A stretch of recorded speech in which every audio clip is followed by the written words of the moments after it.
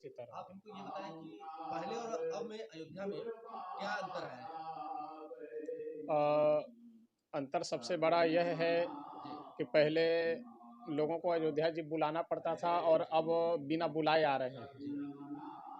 पहले एक बार अयोध्या जी अगर कोई भक्त आ जाए तो दोबारा उनको आने की इच्छा नहीं होती थी कि क्या जाया जाए, और अब जो आ जाते हैं उनको जाने की इच्छा नहीं होती है, जो है सबसे बड़ा बदलाव तो यह है। और इसका परिणाम भविष्य में दिखाई देगा। वर्तमान में तो जो भी सनातन धर्मावलंबी है सबके अंदर अपार उल्लास और हर्ष है, और जो है बहुत बदलाव हुआ है। प्रत्येक सनातन धर्मावलंबी को एक बार श्री अवध धाम अवश्य आना चाहिए।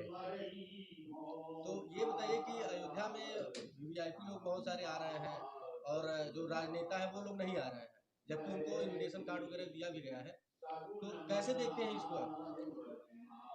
यदि वो लोग आते तो उन लोगों के लिए सौभाग्य की बात होती। जी। नहीं आए आ रहे हैं, कहीं ना कहीं दुराग्रह से ग्रसित हैं, और कई बार होता है कि व्यक्ति ज़्यादा चालाकी और बुद्धिमानी करने के कारण बहुत बड़ी चूक कर जाता है। तो ये जो लोग नहीं आने वाले हैं बहुत बड़ी भूल और चूक कर रहे हैं। आना चाहिए, जी। उनके लिए सौभाग्य की बात जी। होती।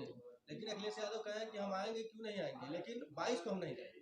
कहावत है ना कि बतिया आपके सब मानव लेकिन खुटवा उन्हें गढ़े, इधर जी। अवधि भाषा में कहावत कही जाती है। जी। वही बात है जो है कि करना वही है, जी। लेकिन कुछ ना कुछ जो है मतलब यह है कि आपका हमें विरोध करना है जी। जो है। तो ये पार्टी और बीजेपी को लेकर के विरोध कर रहे हैं, तो जी। ये मतलब अब उनकी ये पर्सनल निजी विचार है, उनसे जी। जी। उस पर हम लेकिन कुछ वो लोग कह रहे हैं कि ये राजनीतिक मुद्दा है, जबकि ये धार्मिक चीज यहाँ पर हो रहा है। धार्मिक चीजों पर ज्यादा बीजेपी वाले जो ये कार्यक्रम कर रहे हैं, ये तो धर्म के काम है। लेकिन उन लोगों का कहना है कि राजनीति, ये 2024 के चुनाव को लेकर के राजनीति है, इसलिए इस तरीके का कार्यक्रम ये लोग इतना बड़ा रखे हैं। जो लोग ऐसा कह रहे हैं कि राजनीतिक कर रहे हैं बीजेपी वाले जो है, जी। वो अपने मैनिफेस्टो में श्री राम मंदिर का मुद्दा क्यों नहीं रखे हुए थे? जी। रखना चाहिए उन्हें ना। बिल्कुल। यदि वह भी रखे होते और बीजेपी वाले भी श्री राम मंदिर का मुद्दा अपने चुनावी घोषणा पत्र में रखे होते, जी। तब ये कहा जाता कि हम भी बनाना चाह रहे थे, हमारी भी घोषणा थी, लेकिन बीजेपी वाले उसे जो है अपना श्रेय ले रहे हैं। किसी का भी तो नहीं था।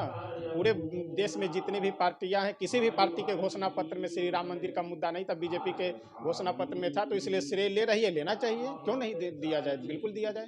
अच्छा, कुछ लोग ये भी कहते हैं ना कि जब यहाँ पर 1990 में जब गार चौकी पर गोलियां चली थी, उसमें हेलीकॉप्टर पे चढ़ करके मुलायम सिंह गोली चलवाए थे। क्या ये सत्य है या फिर कैसे देख रहे हैं इसको? हेलीकॉप्टर पे चढ़ करके तो अतिशयोक्ति है। यहाँ प्रशासन को यह आदेश दिया गया था कि जो है कोई भी कार सेवक मंदिर के पास जो है बाबरी ढांचा जो है उसके पास तक कोई ना पहुंच पाए। जी। तो गोलियां चली थी, उसमें कई ऐसे हमारे मतलब कि जो है गुरु भाई लोग थे, जी। और कई ऐसे महात्मा लोग हैं जो वर्तमान में भी जो मरने से बचे हुए थे जो है उन गोलियों से। तो गोलियां चली थी जो है, जो बहुत ही गलत और उनके लिए नुकसानदायक और ठीक नहीं होना अच्छा, चाहिए। 22 को दिवाली मनेगी?